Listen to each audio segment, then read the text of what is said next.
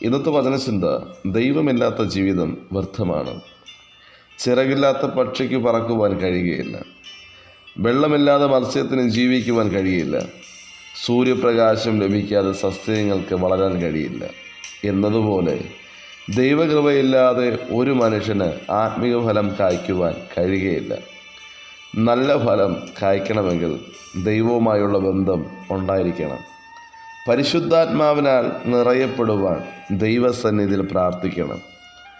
ദൈവത്തിൽ ആശ്രയിക്കുന്നവൻ കഴുകനെ പോലെ ചിറകടിച്ചുയരും. യെശയ്യാപ്രവചന പുസ്തകം 40-ാം അധ്യായം 29 മുതലുള്ള തിരുവചനം ഇപ്രകാരം വായിക്കുന്നു: അവൻ ക്ഷീണിച്ചിരിക്കുന്നവന് ശക്തി നൽകുന്നു, ബലമില്ലാത്തവന് ബലം വർദ്ധിപ്പിക്കുന്നു. ബാല്യക്കാർ ക്ഷീണിച്ച് തളർന്നു പോകും, യൗവനക്കാരും ഇടറി വീഴും. എങ്കിലും യഹോവയെ കാത്തിരിക്കുന്നവർ ശക്തിയെ പുതുക്കും. അവർ കഴുകന്മാരെ പോലെ ചിറകടിച്ച് കയറും. അവർ തളർന്നു പോകാതെ ഓടുകയും ക്ഷീണിച്ചു പോകാതെ നടക്കുകയും ചെയ്യും. വചനം ശ്രവിക്കുന്ന പ്രിയ ദൈവജനമേ, കഴുകനെ പോലെ ചിറകടിച്ച് പറന്നുയരുവാൻ, ശക്തി ഒതുക്കുവാൻ നമുക്ക് ദൈവിക ദർശനം ആവശ്യമാണ്. ദൈവം നൽകുന്ന ദർശനം ദൈവം നിറവേറ്റും. ദൈവം നൽകിയ ദൂത് വൈകിയാലും അത് സംഭവിക്കും. അതിനെ ഓർത്ത് ഭാരപ്പെടേണ്ട. ദൈവമാണ് വാഗ്ദത്തം നൽകിയെങ്കിൽ ആ വാഗ്ദത്തം ദൈവം മാറ്റുകയില്ല. ദൈവം വാഗ്ദത്തം നിറവേറ്റും. വചനം ശ്രവിക്കുന്ന താങ്കളെക്കുറിച്ച്, താങ്കളുടെ കുടുംബത്തെക്കുറിച്ച്, താങ്കളുടെ തലമുറയെക്കുറിച്ച് ദൈവത്തിന് വലിയ പദ്ധതിയുണ്ട്. പ്രാർത്ഥിക്കുന്നവൻ പരാജയപ്പെടുകയില്ല. പ്രാർത്ഥിക്കുന്നവന് ലഭിക്കുന്ന ജയം ആർക്കും അപഹരിക്കുവാൻ പറ്റുകയില്ല. കാരണം പ്രാർത്ഥന ശത്രുവിനെതിരായുള്ള ഒരു ആയുധമാകുന്നു. ദൈവം കൂടെയുള്ളതിനാൽ ദൈവപ്രവൃത്തി ഉണ്ടാകും. യേശു താങ്കളെ സ്നേഹിക്കുന്നു. അന്ത്യം വരെയും യേശു താങ്കളെ പുലർത്തും. അതുകൊണ്ട് പ്രതികൂലങ്ങൾ കണ്ട് ഭയപ്പെടേണ്ട. യേശു താങ്കളെ ഒരു നാളും കൈവിടുകയില്ല, ഉപേക്ഷിക്കുകയില്ല. തക്ക സമയത്ത് ദൈവം താങ്കളെ ഉയർത്തും. ഒരു ദൈവ പൈതൽ ഒരു നാളും ലജ്ജിച്ചു പോകുകയില്ല. ദൈവസന്നിധിയിൽ താങ്കൾ കരഞ്ഞിട്ടുണ്ടെങ്കിൽ അതിന് പ്രതിഫലമുണ്ടാകും. അപേക്ഷിക്കുന്നവരെ ഉപേക്ഷിക്കാത്ത ദൈവത്തെയാണ് നാം ആരാധിക്കുന്നത്. ഏതു സമയത്ത് നമ്മെ സംരക്ഷിക്കുന്ന ദൈവത്തെയാണ് നാം ആരാധിക്കുന്നത്. താങ്കൾ ഒന്നിനു കൊള്ളില്ല എന്ന് പറഞ്ഞവരുടെ മുമ്പിൽ താങ്കളെ എല്ലാം തികഞ്ഞവനാക്കി ദൈവം ഉയർത്തുവാൻ പോവുകയാണ്. വിളിക്കുന്ന, ആരാധിക്കുന്ന, പ്രാർത്ഥിക്കുന്ന കർത്താവ് യേശു ക്രിസ്തു വിശ്വസ്തനും ശക്തനുമാകുന്നു.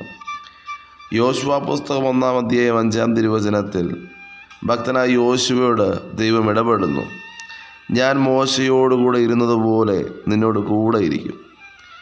യോശുവ 1:5 പറയുന്നു: ഞാൻ നിന്നെ കൈവിടുകയില്ല, ഉപേക്ഷിക്കുകയില്ല, ഉറപ്പും ധൈര്യമുള്ളവനായിരിക്കുകയെന്ന്. ശൂന്യതയിൽ നിന്നും ദൈവം താങ്കളെ ഉയർത്തും. നിന്ദിച്ചവരുടെ മുമ്പിൽ, പരിഹസിച്ചവരുടെ മുമ്പിൽ, ഒറ്റപ്പെടുത്തിയുടെ മധ്യേ ദൈവം താങ്കളെ തീർച്ചയായും മാനിക്കും.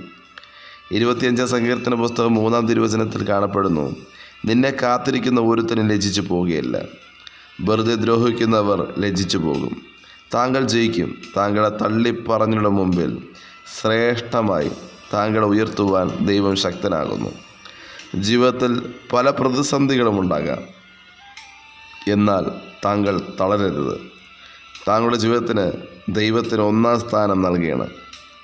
ഒരിക്കലും തളർന്നു പോകുവാൻ ദൈവം അനുവദിക്കുകയില്ല. എൻ്റെ ദൂതനെ ഞാൻ നിനക്കായി നൽകാമെന്ന് വാഗ്ദത്തം നൽകിയ ദൈവം താങ്കൾക്ക് വേണ്ടി ദൂതനെ അയക്കും. താങ്കൾക്ക് മുമ്പായി ദൂതൻ സകല കാര്യങ്ങളെയും ക്രമീകരിപ്പാനിടയാകും. മുന്നോട്ടുള്ള വഴികളെ നിരപ്പാക്കുവാൻ, കുന്നുകളെ, മതിലുകളെ സകലത്തെയും മാറ്റി വാഗ്ദത്തങ്ങളുടെ വാതിൽ തുറക്കുവാൻ ദൈവം ശക്തനാണ്. ചെങ്കടലാകട്ടെ വഴി തുറക്കും. യോർദാനാകട്ടെ ചിറ പോലെ മാറും. മതിലാകട്ടെ ഇടിഞ്ഞു വീഴും. ഈ നാളുകളിൽ താങ്കളുടെ മുന്നിൽ വാഗ്ദത്തിന് വിരോധമായി നിൽക്കുന്ന മലകളെ മാറ്റുവാൻ, കുന്നുകളെ നിരപ്പാക്കുവാൻ, യോർദാനെ, ചെങ്കടലിനെ പിളർന്നു മാറ്റുവാൻ ദൈവം കൂടെയുണ്ട്. ദൈവത്തിൽ ആശ്രയിക്കുക. ഭക്തനായ മോശ വിളിച്ചു പറഞ്ഞു: തിരുസാന്നിധ്യം എന്നോട് കൂടെ പോരുന്നില്ല എങ്കിൽ എന്നെ ഇവിടെ നയിക്കരുതെന്ന്. അതേ വചനം ശ്രവിക്കുന്ന പ്രിയ ദൈവജനമേ, ദൈവമില്ലാത്ത ജീവിതം വ്യർത്ഥമാണ്.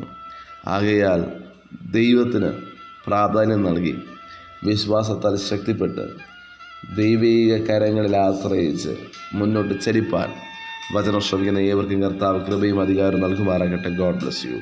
ആമേൻ.